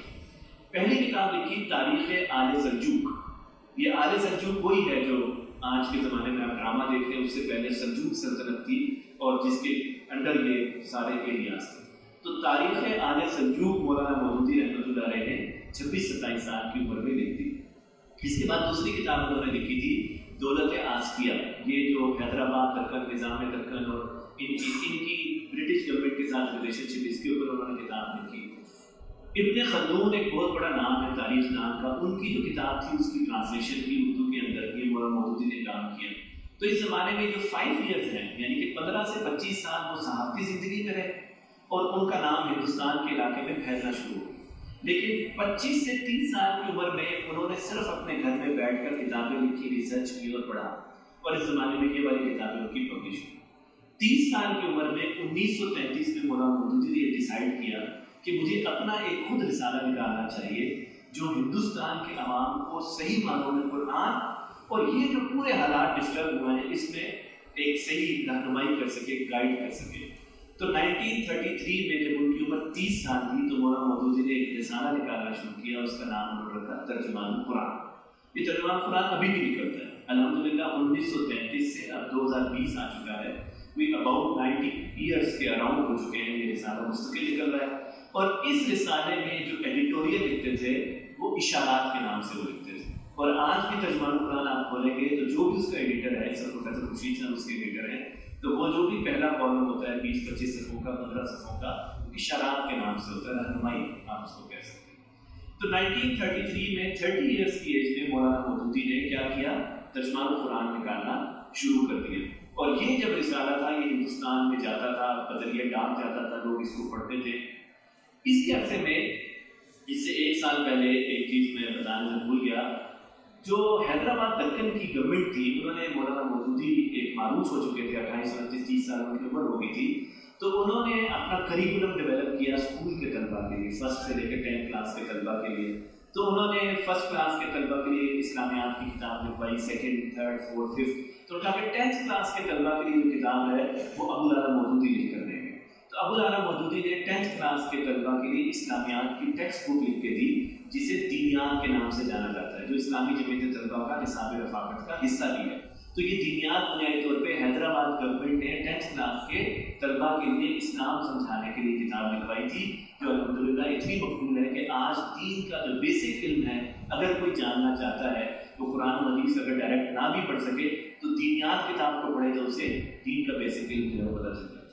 تو یہ مولانا مودودی کے پہلے 30 سال ہیں جس میں انہوں نے بنیادی دین کا علم حاصل کیا، رسالوں کے ساتھ اٹیچ رہے، الجہاد فی الاسلام، تاریخ آل سلجوق اور اس طرح کی چیزیں لکھی، دینیات کتاب لکھی، اور یہاں تک کہ جب ان کے پاس صحیح نالج آ گیا تو انہوں نے ترجمان قرآن کے عنوان سے ایک منتھلی رسالہ نکالنا شروع کر دیا۔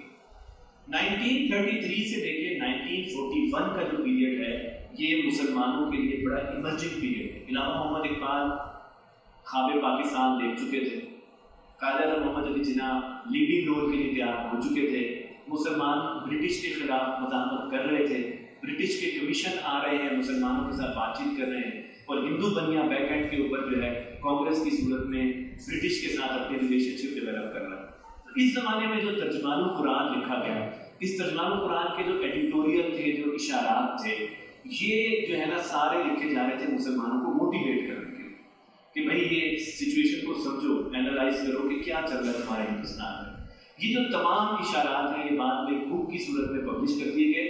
اس بک کا نام ہے تحریک آزادی ہند اور مسلمان۔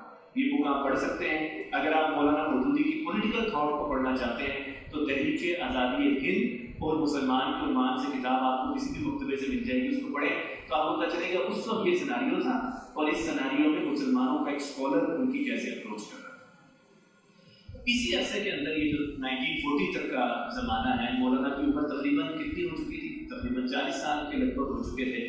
تو مولانا مودودی نے 40 سال کی عمر تک یہ 8 بنیادی کتابیں اور لکھ دی تھیں: سود، مسئلہ جبر و قدر، حقوق الزوجین، اسلامی تہذیب اور اس کے اصول مبادی، اور تفہیمات اور تنقیحات۔ یہ بڑی مولانا مودودی کی اہم کتابیں ہیں جو 40 ایئر سے پہلے انہوں نے تقریباً لکھ ڈالی تھی۔ اس عرصے میں اب آپ دیکھیں کہ کس طرح چیزیں ہوتی ہیں، اللہ تعالیٰ کی طرف سے سارے معاملات ہوتے ہیں۔ مولانا مودودی اپنا کام کر رہے تھے، ترجمہ قرآن میں اشارات لکھ رہے تھے، اشارات کی صورت میں ایڈیٹوریل پورے ہندوستان میں جا رہا تھا اور ہندوستان میں پولیٹیکل موومنٹ بھی چلنے جا رہی تھی۔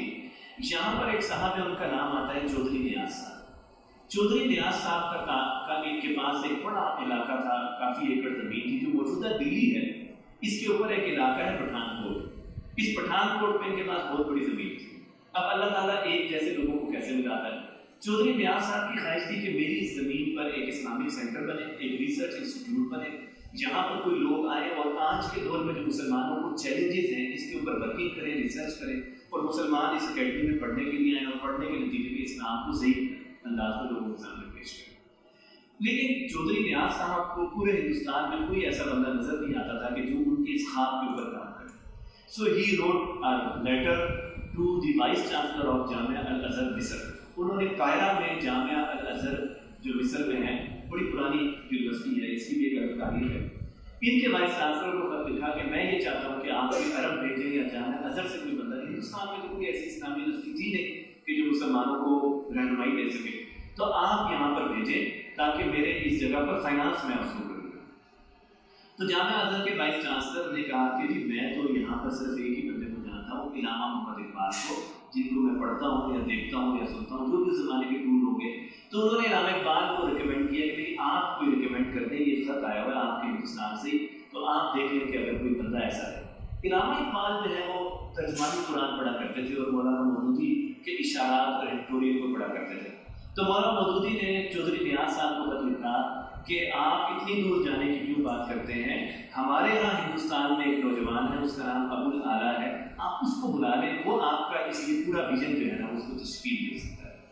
تو لہٰذا علامہ اقبال کی ریکمنڈیشن پر چودھری نیاز صاحب نے ابو الاعلیٰ مودودی کو خط و کتابت شروع کی، لیکن Abul Ala was not ready for such programme, تو 2 سال لگے ان کو قائم کرنے میں۔ 1936 سے لے کر 1938 تک چودھری نیاز صاحب خط لکھ کرے اور علامہ اقبال کے ذریعے بھی کنوینس کرواتے رہے مولانا مودودی کو کہ آپ اپنا اورنگ آباد حیدرآباد چھوڑ کے یہاں پٹھان کوٹ کے اندر آئیں، آپ کو ہم یہاں پورا ایک انسٹیٹیوٹ بنا کے دیں گے اور آپ یہاں پر اپنی ایک اکیڈمی بنائیں اور یہ سارا کام کریں۔ لیکن مولانا مودودی آزاد تربیت کے مالک تھے، وہ محض اسلام کو کتابوں میں نہیں دیکھنا چاہتے تھے بلکہ اسلام کے گورننس سسٹم کے اوپر کام کرنا چاہتے تھے تاکہ مسلمان ری ایمرج ہو کے اپنی پاور کو گین کر سکیں۔ تو محض اکیڈمی میں، لیکن علامہ اقبال کے کہنے پر پھر مولانا مودودی بالآخر جو ہے 1938 یا 39 میں پٹھان کوٹ میں آ گئے۔ یہاں پر 2-4 کمرے ڈالے گئے، یہ اپنی فیملیز لے کر آ گئے، اور بھی علماء تھے، بڑے بڑے نام اس کے اندر آتے ہیں، وہ لوگ اپنے گھر بار چھوڑ کے یہاں پر آ گئے اور انہوں نے پھر یہاں پر ریسرچ کا کام شروع کیا۔ یہاں پر مودودی صاحب جو خطبہ جمعہ دیا کرتے تھے ان کو بعد میں کتابی شکل میں جمع کر کے کتاب بنائی گئی، اس کا نام رکھا گیا خطبات، وہ بھی آپ لوگ پڑھتے ہیں۔ اس کا ایک پارٹ 1 ہے حقیقت اسلام، حقیقت صوم و صلاۃ، حقیقت جہاد، یہ مختلف طرح کے ہیں جو خطبے ہیں جو دارالسلام پٹھان، اور اس کا نام رکھا گیا دارالسلام، یعنی پٹھان کوٹ تو زمین کا نام تھا علاقے کا، تو مولانا مودودی نے اس کا کانسٹیٹیوشن ڈیولپ کیا، وہ آج بھی آپ کو مل سکتا ہے، اور اس کا نام اردو میں رکھا گیا دارالسلام، اور انگلش میں مولانا مودودی نے دارالسلام کی ٹرانسلیشن کی تھی دی ہوم آف کلچرل اسلام، اس کی مولانا مودودی نے دارالسلام کی انگلش تعریف کی تھی۔ تو 1939-40 میں مولانا مودودی یہاں رہے لیکن بعد میں وہ انسٹیٹیوٹ زیادہ چل نہیں سکا اور دوسری جنگ عظیم شروع ہوئی. اور دوسری جنگ عظیم نے تو بس ہماری کمر جو ہے نا جسے کہتے ہیں کہ بالکل ہی توڑ دی اور اس کے حالات بہت زیادہ ڈسٹرب ہو گئے اور مولانا مودودی پھر پٹھانکوٹ سے ٹرانسفر ہو کر اپنی فیملی کو لے کے لاہور آ گئے. اور لاہور میں یہاں آ کر جو ایک گورنمنٹ کالج تھا وہاں فرسٹ ایئر کے طلبا کو اسلامیات پڑھانی شروع کر دی. ان کو بڑی مشکل سے کمرہ دیا گیا، لیکن بعد میں ان کے ہوا یہ کہ مولانا مودودی کا جب پیریڈ ہوتا تھا اسلامیات کا تو پورا کالج جو ہے وہ مولانا مودودی کو سننے کے لیے نوجوان جمع ہو گیا. یہ وہ موقع تھا کہ مولانا ایک لیڈر کے طور پہ ایک نیو جنریشن کے سامنے آنا شروع ہو گئے اور کالج کو پھر یہ کرنا پڑا کہ مولانا مودودی کا جو فرسٹ ایئر کا یا سیکنڈ ایئر کا لیکچر ہوا کرتا تھا وہ کلاس روم میں کرنے کے بجائے ان کی مقبولیت اتنی ہو گئی کہ کالج کے آڈیٹوریم کے اندر جو ہے وہ لیکچر شفٹ کرنا پڑا اور وہ ویک پر یا ڈیلی یا جو بھی ان کا ٹائم ٹیبل تھا اس حساب سے وہ لیکچر دیا کرتے تھے. تو یہاں پر مولانا کے نیو جنریشن کے ساتھ ایک انٹریکشن جو ہے وہ شروع ہو گیا. ترجمان قرآن بھی چل رہا تھا. اس موقع پر پھر مولانا مودودی نے ہندوستان کے 200 علماء کو خط لکھا اور خط میں انہوں نے کہا کہ میرا یہ خیال ہے کہ یہ جو اس وقت پوری سچویشن چل رہی ہے، دوسری جنگ عظیم شروع ہو چکی ہے، خلافت ختم ہو چکی ہے، مسلمان ایک نیا ملک تو اس وقت 1940 میں قرارداد آئی تھی، تو ہمیں جو ہے نا اس کی طرف بڑھنا چاہیے. تو ہمیں کچھ ایک نئی پولیٹیکل پارٹی بنانی چاہیے جو مسلمانوں کو ان کا کھویا ہوا مقام دے سکے. تو لہٰذا انہوں نے کہا کہ ایک جماعت ہونی چاہیے اور اس جماعت کے لیے ایک کام کرنا چاہیے. تو انہوں نے جنوری 1941 میں ترجمان القرآن کے ایڈیٹوریل میں ایک کالم لکھا جس کا نام تھا ایک سال جماعت کی ضرورت. ایک سال جماعت کی ضرورت کے عنوان سے انہوں نے ایک کالم بھی لکھا اور 200 علماء کو خط بھی لکھا جس کے جواب میں لوگوں نے رسپانس کیا اور ساری چیزیں ہوئی. یہاں تک کہ اگست 1941 میں 75 افراد مولانا مودودی کی دعوت پر لاہور میں اسلامی آباد کے قریب جمع ہوئے اور وہاں پر انہوں نے ایک نئی ریلیجیس پولیٹیکل پارٹی کی بنیاد ڈالی جس کا نام رکھا گیا جماعت اسلامی. اور یوں مولانا مودودی رحمۃ اللہ علیہ نے 1941 میں ایک ایسی جماعت جو انبیاء کی جماعت کا تسلسل تھا اس کی بنیاد رکھی. اور اس کے بعد پھر دوسری جنگ عظیم کے بعد لاہور کے حالات جب کچھ خراب ہوئے تو ان کو اپنی ہیڈ کوارٹر بنانا اور سارا معاملہ تھا. So they went back to Pathankot اور وہاں پر پھر انہوں نے وہی جو ایک اکیڈمی بنائی تھی اسی اکیڈمی کو جماعت اسلامی ہند کا ہیڈ کوارٹر بنا دیا اور وہاں پر پھر اپنا کام شروع کیا. یہاں پر مولانا مودودی نے ایک نیا کام شروع کیا کہ جس آئیڈیالوجی نے ان کے اندر ایک انقلاب پیدا کیا اس انقلاب کو ریٹرن فارم میں لانے کا فیصلہ کیا کہ یہ جو مجھے سب کچھ پتہ چلا یہ کیسے پتہ چلا، آخر یہ کیا چیز ہے جو میرے اندر جو ہے نا وہ. تو اس انقلاب کو ریٹن فارم میں لانے کا آغاز کیا. 1942 میں انہوں نے تفسیر القرآن لکھنا شروع کیا. یہ قرآن کی تفہیم ہے، تفسیر ہے جس کو پڑھ کر آپ جان سکتے ہیں کہ قرآن کو مولانا مودودی نے کیسے انڈرسٹینڈ کیا. تو 1942 میں تفسیر القرآن کا آغاز ہوا. 1947 میں پھر پاکستان بن گیا. پاکستان جب بنا تو مولانا مودودی کے جو کچھ دوست تھے ان میں ایک صاحب کا بڑا زیادہ نام آتا ہے نصر اللہ خان عزیز صاحب جو امیر جماعت اسلامی لاہور تھے. نصر اللہ خان عزیز کے بیٹے تھے، ان کا نام تھا ظفر اللہ. ظفر اللہ اور ظفر اللہ کے دوستوں نے مل کر ایک کلب بنایا. اس کلب کا نام رکھا گیا مجلس تعمیر افکار ملی. یہ جو مجلس تعمیر افکار ملی تھی اس نام میں ہو سکتا ہے کوئی اونچ نیچ بھی ہو. یہ نوجوانوں میں مائگریشن کے بعد اسلام کی افکار کو پروموٹ کرنے کا کام کرتی تھی. مجلس تعمیر افکار ملی کے یہ جو 4-5 لڑکے تھے جو مولانا مودودی کے 5-6 دوستوں کے بیٹے تھے، ان لوگوں نے دسمبر 1947 میں اپنا اجلاس نصر اللہ خان عزیز جو جماعت اسلامی لاہور کے امیر تھے ان کا ایک رسالہ نکلتا تھا، اس کا نام تھا کوثر. تو کوثر کے دفتر میں مجلس تعمیر افکار ملی کے لڑکوں کا اجلاس ہوا. یہ تقریباً 25 لڑکے تھے. ان 25 لڑکوں نے مولانا مودودی کو بلایا اور ان سے پوچھا کہ ہمیں اب پاکستان بن گیا، ہمیں کیا کرنا چاہیے. تو مولانا مودودی ان کے 3 دن کے اجلاس میں شریک رہے اور اس افکار ملی کے لڑکوں کے ساتھ اسلام کے صحیح کانسیپٹس کے اوپر بات کی. اور بالآخر 21، 22 اور 23 دسمبر کا جو سہ روزہ اجتماع تھا کوثر کی بلڈنگ میں لاہور میں، وہاں پر اس مجلس تعمیر افکار ملی کے لڑکوں نے اپنی ایک نئی طلبہ تنظیم کی بنیاد رکھی اور اس طلبہ تنظیم کا نام رکھا گیا اسلامی جمعیت طلبہ. اور اسلامی جمعیت طلبہ نام بھی مولانا یہ ظفر اللہ صاحب کے جو والد نصر اللہ خان عزیز تھے انہوں نے رکھا تھا، اور پھر ظفر اللہ پہلے ناظم اعلیٰ بنے اور پھر جو اسلامی جمعیت طلبہ کے ایک سفر کا آغاز ہوا اور آج اسلامی جمعیت طلبہ آپ کے پاس موجود ہے۔ مولانا مودودی رحمۃ اللہ علیہ کا لائف کا یہ پہلا ایک پوری فلم ہے جس کو ہم کلوز کرتے ہیں، اور اگلے 5 منٹ میں سیکنڈ سین کو کلوز کر کے میں آپ سے اجازت چاہوں گا۔ یہاں پر آپ کو پھر جماعت اسلامی کی پولیٹیکل حیثیت سمجھ آئے گی۔ 1947 کے بعد ایک کوشچن تھا جس کو ریز کیا، یہ بات آپ اگر آج آپ سمجھ گئے تو مجھے امید ہے کہ آپ بہت زیادہ باتیں سمجھ گئے۔ ایک کوشچن تھا جو مولانا مودودی نے ریز کیا، اور اسی کوشچن کو امپلیمنٹ کرنے کے لیے اس وقت جماعت اسلامی اور اسلامی جمعیت طلبہ کام کر رہی ہے۔ The only one question which is raised by Sayyid Maulana Maududi and today ہماری جتنی ورکنگ ہے وہ اسی کوشچن کو ایگزیکیوٹ کرنے کے لیے۔ اگر وہ کوشچن ریز نہ ہوتا تو ہم کو ایگزیکیوشن نہیں ہوتا۔ تو جب 1947 میں پاکستان بن گیا، اور اس کے پیچھے پوری مولانا کی ایک ہسٹری میں نے آپ کے ساتھ شیئر کی ہے، مولانا مودودی رحمۃ اللہ علیہ نے کوشچن اٹھایا along with some other ulama کہ پاکستان تو بن گیا، پاکستان کا مطلب کیا؟ لا الہ الا اللہ، لے کے رہیں گے پاکستان، بٹ کے رہے گا ہندوستان، یہ پورا ایک سلوگن تھا جس کے پیچھے سب چلے۔ تو پاکستان کا کانسٹیٹیوشن کوئی بننا چاہیے، اور اس کانسٹیٹیوشن سے پہلے پاکستان کے آبجیکٹو کلیئر ہونے چاہیے۔ مثال طور پہ آپ کہتے ہیں نا کہ یہ کام کیوں ہوا ہے، اس کام کا پیچھے پرپس کیا ہے، جب تک پرپس کلیئر نہیں ہوگا آپ کو وہ کام سمجھ نہیں آئے گا۔ تو یہ ملک تو آپ نے بنا لیا ہے، اس ملک کے کچھ مقاصد تو کلیئر ہونے چاہیے کہ یہ کیوں بنایا گیا، یا اس ملک کے کچھ آبجیکٹو ہونے چاہیے۔ تو اس کے لیے ایک موومنٹ شروع کی گئی کہ اس ملک میں دستور بنانا چاہیے، لیکن دستور لا کو بنانے سے پہلے اس ملک کے آبجیکٹو ڈیفائن ہونے چاہیے۔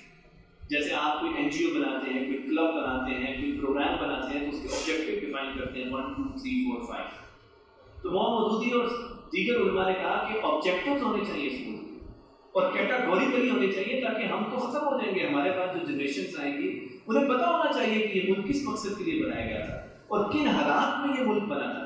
یاد رہے کہ ہندوؤں اور انگریزوں کی سازشیں اور یہ خلافت ٹوٹنا اور ایک برا پولیٹیکل سیناریو، ان میں یہ ملک بنا تھا، تو یہ نئی نسلوں کو پتہ ہونا چاہیے، ایسا نہ نسلیں بھول جائیں۔ تو لہٰذا مولانا مودودی نے تدوین دستور کی ایک کمپین لانچ کی، لیکن مولانا مودودی کو قائد اعظم محمد علی جناح کے انتقال کے بعد 1948 میں اریسٹ کر گیا۔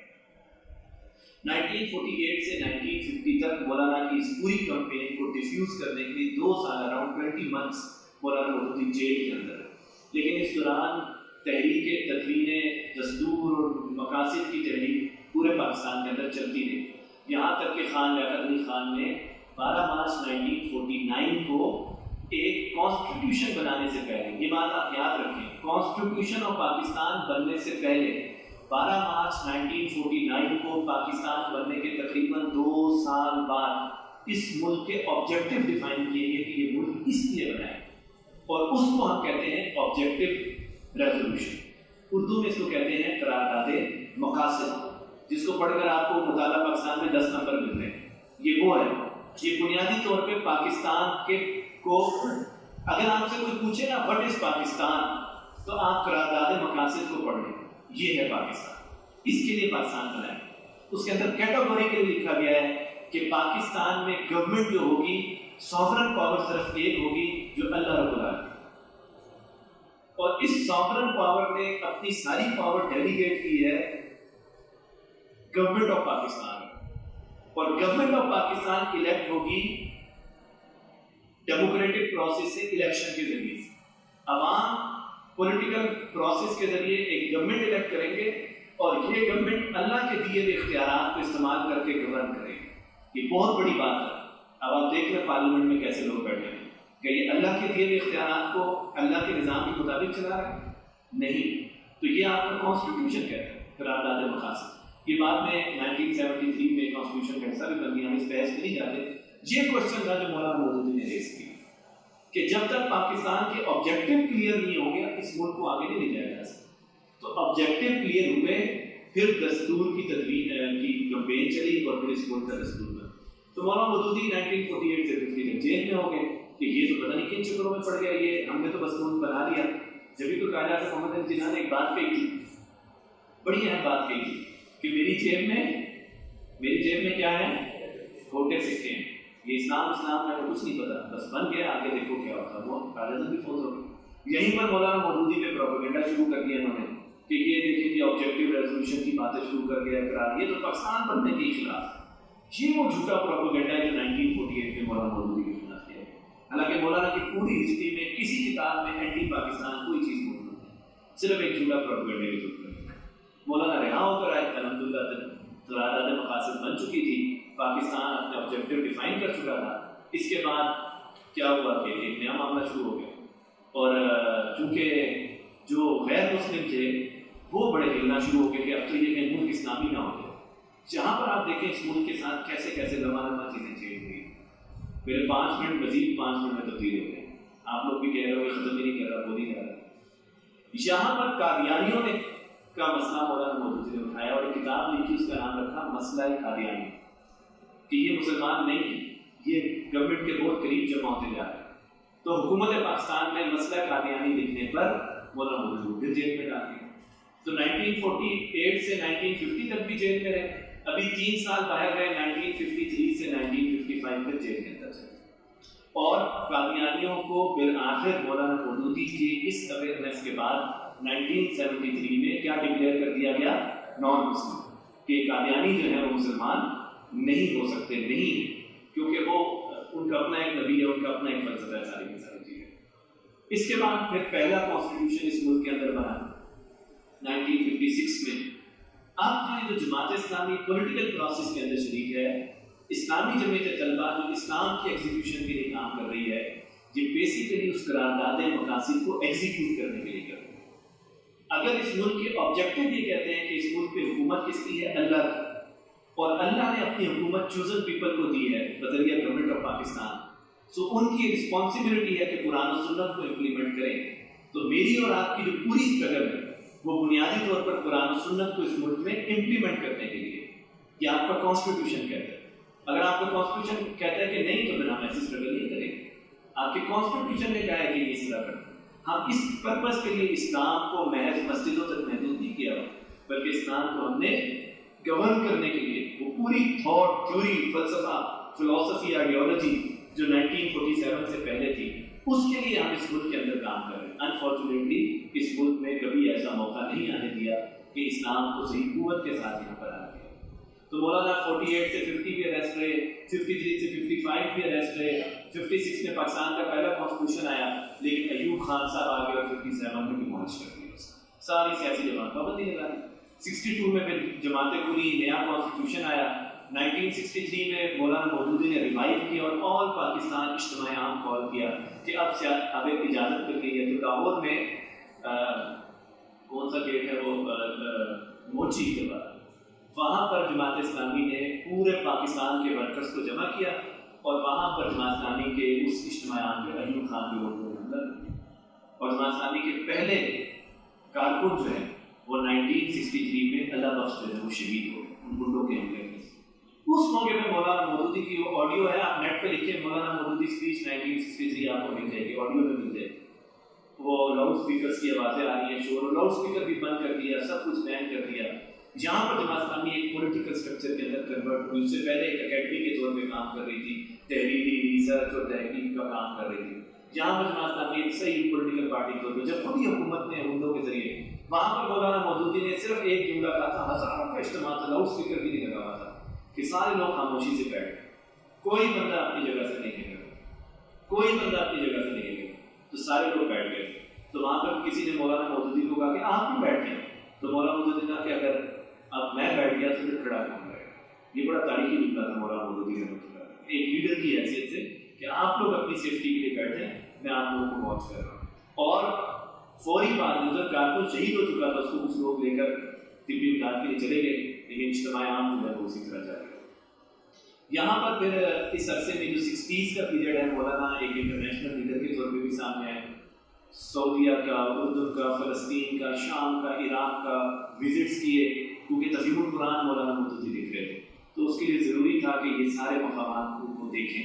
تو مولانا مودودی جب پہلے سال جیل میں تھے 48 سے 50 تو تفہیم القرآن کی جلد 1 مکمل ہوئی, اور دوسری بار جب جیل میں تھے 53 سے 55 تو تفہیم القرآن کی دوسری جلد انہوں نے جیل کے اندر لکھی.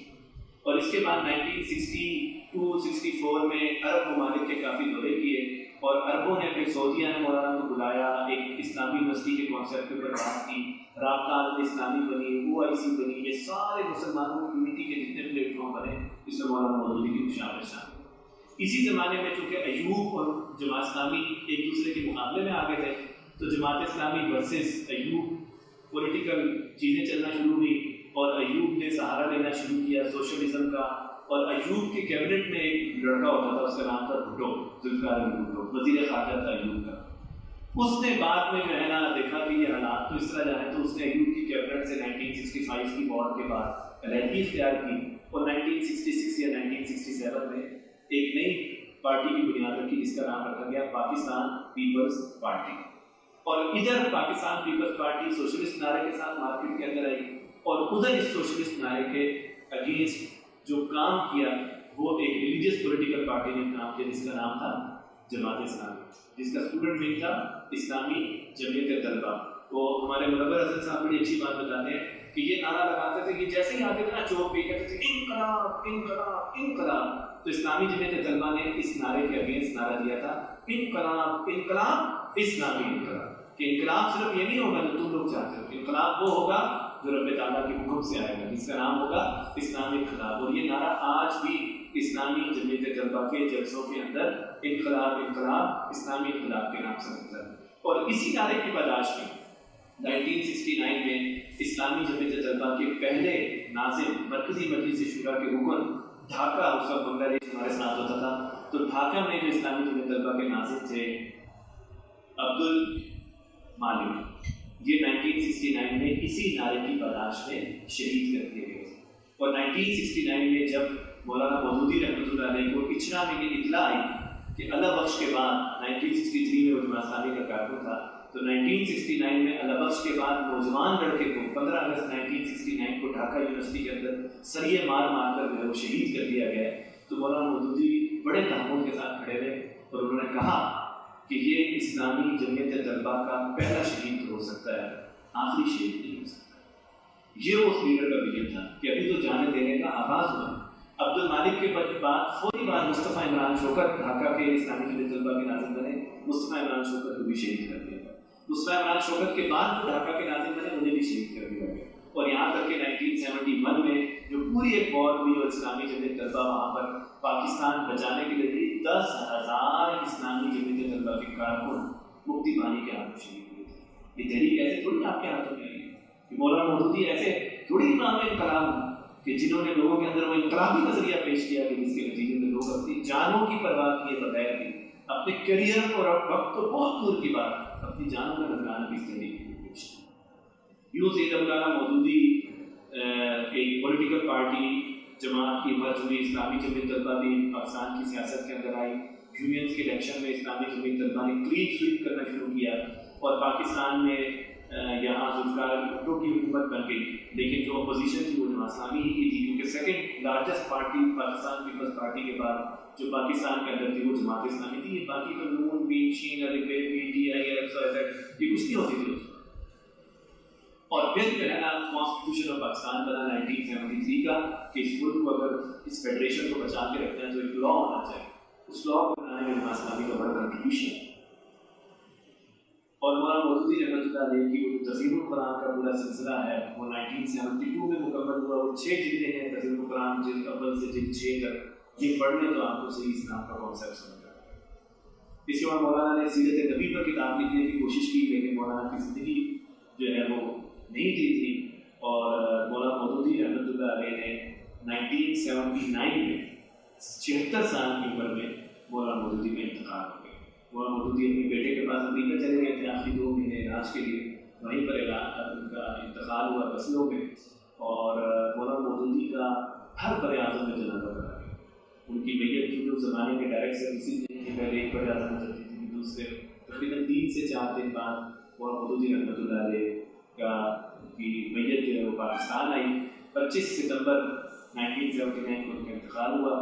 27-28 ستمبر کو قذافی اسٹیڈیم لاہور میں مولانا مودودی کا جنازہ ہوا، جو آج بھی زندہ ہے. امام مسلم قرطابی رحمۃ اللہ علیہ جو قطر میں ہوتے ہیں، انہوں نے مولانا مودودی کا جنازہ پڑھایا، اور مولانا مودودی اپنے ہی گھر میں اسلامی جمعیت طلبہ کا جو ہیڈ آفس ہے پچھڑا، وہاں پر مولانا مودودی دفن ہے.